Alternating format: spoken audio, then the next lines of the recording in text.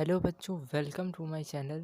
तो आज मैं आपको बताने जा रहा हूँ कि कैसे आप इंग्लिश लैंग्वेज में प्री बोर्ड्स में 95% मार्क्स या 95% मार्क्स से ज़्यादा स्कोर कर सकते हैं। बच्चे इंग्लिश लैंग्वेज में ऐसा सोचते हैं कि हमें बोर्ड्स में मार्क्स मिलते ही नहीं हैं, और प्री बोर्ड्स में तो खासकर बच्चे सोचते हैं। लेकिन आप अगर सही देखते हो ना कोई चीज़, तो उसमें आपके मार्क्स कोई भी नहीं काट सकता। यहाँ देखो, सबसे बड़ी जो एक स्ट्रेटजी होती है टीचर्स की, वो ये होती है कि बच्चों को बोर्ड्स के लिए प्रिपेयर करना।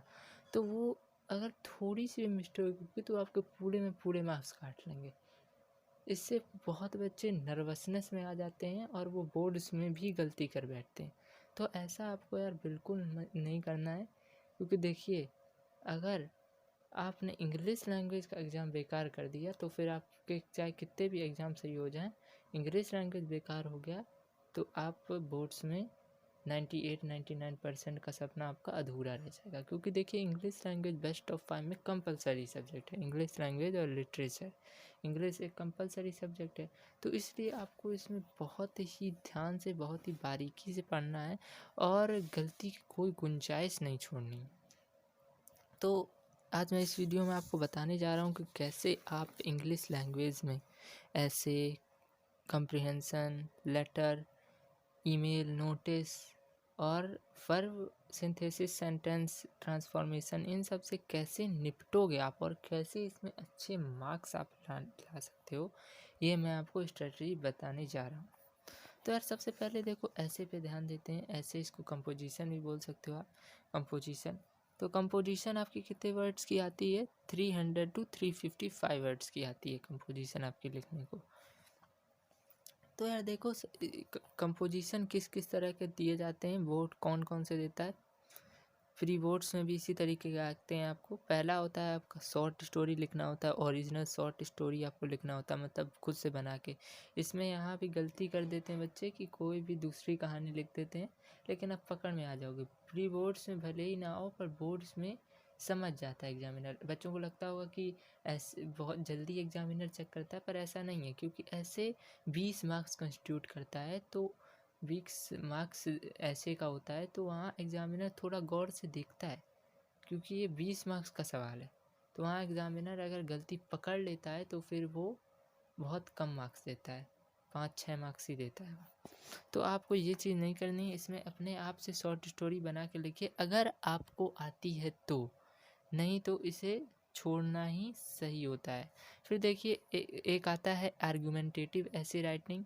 इसको ज़्यादातर इसको ज़्यादातर बच्चे अ, वरीयता देते हैं। इसको ज़्यादातर बच्चे करने की कोशिश करते हैं, क्योंकि ये सरल होता है और सभी कंपोजिशन के टाइप से ये थोड़ा सा सरल होता है।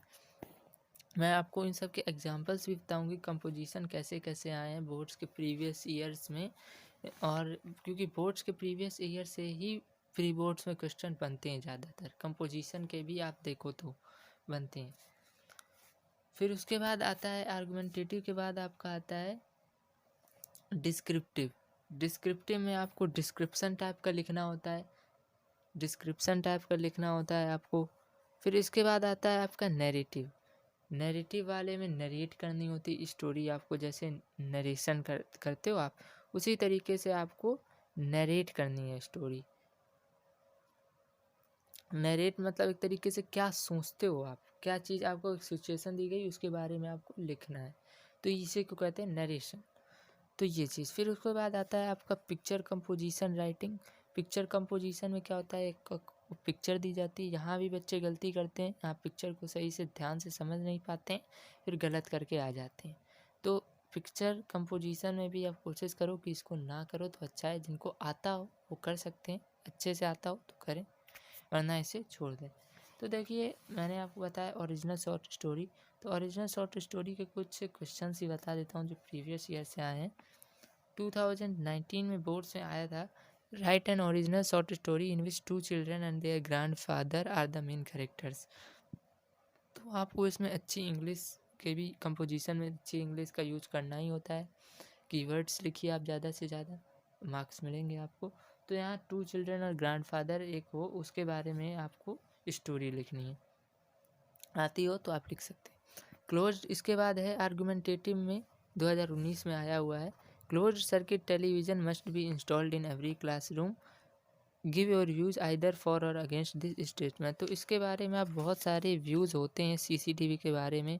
फॉर द मोशन में आप लिख सकते हो हेल्पफुल मीडियम होता है, ये मतलब कोई इंस्टॉल करते हैं तो पब्लिक प्लेसेस और एरियाज सेंसिटिव फॉर चिल्ड्रन और वुमेन में, तो ये सुरक्षा देता है ये चीज़ें सारी, और इससे चोरी लूट डकैती नहीं होती है। ये सब चीज़ आप इंग्लिश में पर इसको लिखना होता है, हिंदी में नहीं, इंग्लिश में लिखना पड़ता है। अगेंस्ट द मोशन लिखोगे तो आप लिखोगे फिर इसी तरीके से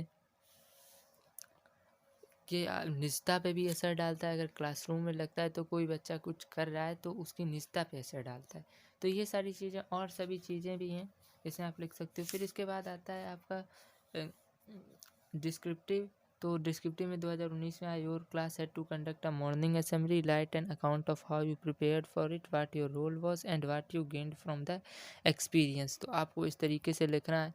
फिर इसके बाद नैरेटिव में है 2019 में आया हुआ, summers are becoming hotter with each passing year, write a description of one such very hot day, what did you see and hear as you walked outside, how were birds and animals affected. तो sorry बच्चों, ये है आपका descriptive. ये पिछला वाला जो था अभी मैंने बताया मॉर्निंग असेंबली, वो था नैरेटिव आपका। तो डिस्क्रिप्टिव आपको डिस्क्रिप्शन लिखना है कि इतना गर्मी बढ़ रही है तो जानवर और पक्षी कैसे अफेक्टेड हो रहे हैं, तो इस तरीके से। इसके बाद देखो 2018 में जो कंपोजिशन आए हैं उसमें ओरिजिनल शॉर्ट स्टोरी में लिखा था entitled the gift, right an original short story जिसका टाइटल है द गिफ्ट। तो आपको इस तरीके से लिखनी है। फिर उसके बाद आर्गुमेंटेटिव में आया था, money is important for happiness, express your views either for or against this statement. तो मनी, पैसा जो है वो महत्वपूर्ण है हैप्पीनेस के लिए।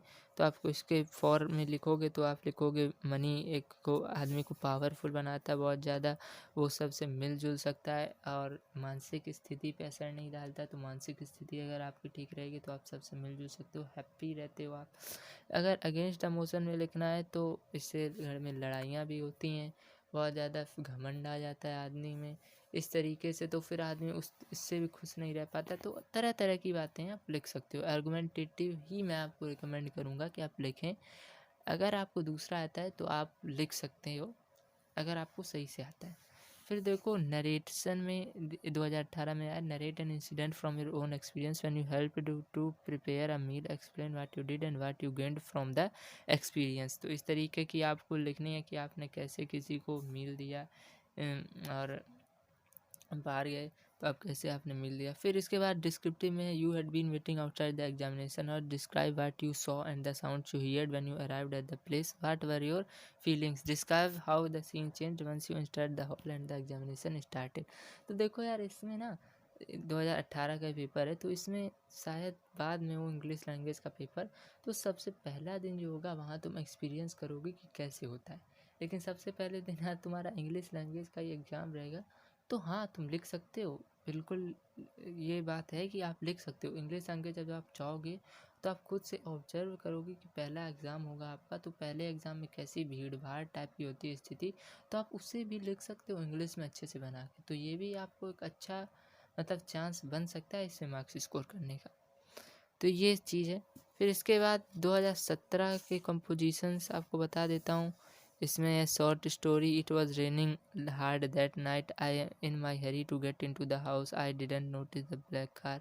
ये सारी चीज़ें। फिर इसके बाद आर्गुमेंटेटिव में school days are the happiest day of our life, express views either for or against this statement. तो इस तरीके से आप इसमें लिख सकते हो, तरह तरह की चीज़ें हैं। फिर इसके बाद narrate an incident from your own experience and you helped a friend who was in trouble. तो आपको नरेट करना है कि आपने कैसे उसकी मदद की, अपने दोस्त की जो दिक्कत में था।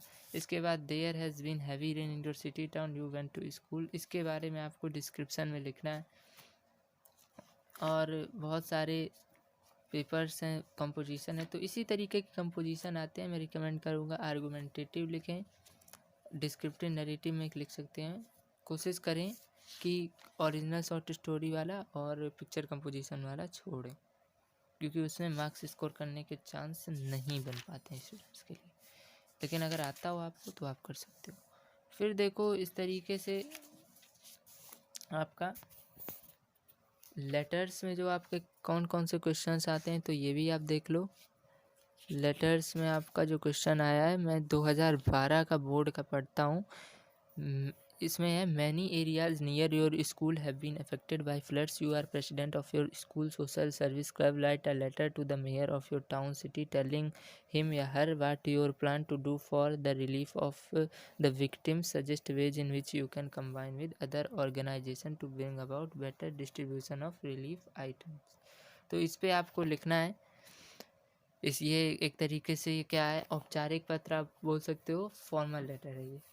फिर इसके बाद इनफॉर्मल में दिया, you are taken by your school to visit a place of historical interest, write a letter to your classmate who was unable to go on the trip telling him her about the trip. तो इसमें main है कि आप गए trip पे, आपका दोस्त नहीं गया, तो आप उसको बताएं कि कैसे यहाँ पे मज़ा आया आपको, ये सब चीज़ें। तो फॉर्मल इनफॉर्मल की तुमको पता ही होगी कैसे होती है, इसका फॉर्मेट क्या होता है। फॉर्मल में आप सबसे पहले लिखते हो, मतलब जिसको आप लिख रहे हो, फिर उसकी डेट मतलब मेंशन करते हो, एड्रेस मेंशन करते हो, उसका खुद का एड्रेस मेंशन करते हो। इनफॉर्मल में क्या होता है, खुद का एड्रेस मेंशन करते हो, खुद का ही एड्रेस मेंशन करते हो या खुद का एड्रेस मेंशन करते हो इनफॉर्मल में, फिर इस तरीके से लिखने चालू कर देते हो। तो ये सारी चीज़ें होती हैं। फिर देखो एक और मैं आपको लेटर बता देता हूँ, 2015 का एक लेटर बताता हूँ आपको। 2015 में लेटर आया है, break time at your school is only for a duration of 15 minutes, write a letter to your principal requesting an extension in the break time from 15 minutes to half an hour, give reasons for your request and explain in what way an extended break would make a difference to you as a student. तो आप किसके बारे में लिखना है कि आपके school में मतलब ब्रेक टाइम जो रिसेस का जो टाइम है, लंच का जो टाइम है वो 15 मिनट्स का है, इसको 30 मिनट बढ़ा के किया जाए। और आपको ये भी लिखना है कि आप मतलब किन कारणों से ये रिक्वेस्ट कर रहे हैं प्रिंसिपल से, और ये मतलब किस तरीके से आपको ये एडवांटेज आपको प्रदान करेगा, तो किस वे में। तो ये चीज़ लिखनी है। फॉर्मल लेटर है तो इसका जानते होगे, फॉर्मेट जान चुके हो। तो फिर इसके बाद इसकी बॉडी लिखनी है, इस तरीके से लिखना है, टू द प्रिंसिपल आखिरी में लिखते हो वो सारी चीज़ें। फिर देखो इसमें इनफॉर्मल में क्या है, you are to be awarded a special prize at the annual prize day ceremony of your school, write a letter to a lady relative giving her the news, be sure to include details of the prize that you are to receive and tell her why you have been chosen for his this honour. तो ये इसमें आपको informal लिखना है, तो ये भी आप लिख सकते हो। फिर इसके बाद देखो आपका आता है, इसके बाद बच्चों आपका आता है